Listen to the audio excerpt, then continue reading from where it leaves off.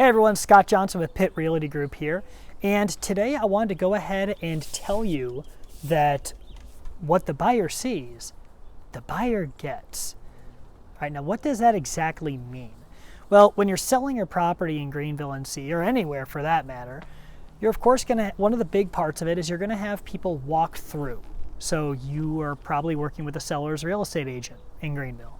Well, the buyers are normally going to be working with a buyer's agent, and between those two agents they'll coordinate a tour where they will walk the buyer's agent will go into the property using the key, and they'll walk through and let them take a look at it. Now we can also go into decorating your property to best maximize on them walking through later, but as for right now, it's important to know that when it comes to fixtures or things that are affixed to the property, and that could be, it can mean a lot of things like cabinets, light fixtures. Just look back at the video where I discussed page 4 of the real estate contract, and it outlines all those fixtures that automatically come with the property. But let's say you maybe added something like a TV stand and you mounted it on the wall.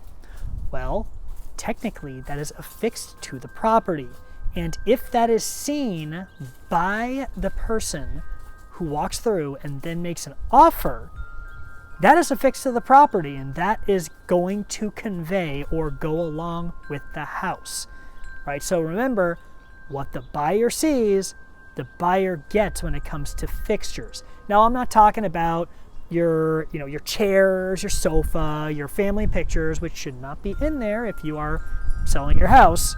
Just saying, we'll go over that later. But all the things, all the fixtures that you may want to take with you, you better go ahead and take them down before you start looking at or allowing people to walk through. And if you do not, let's say there's a prized family chandelier that's hanging up in the dining room.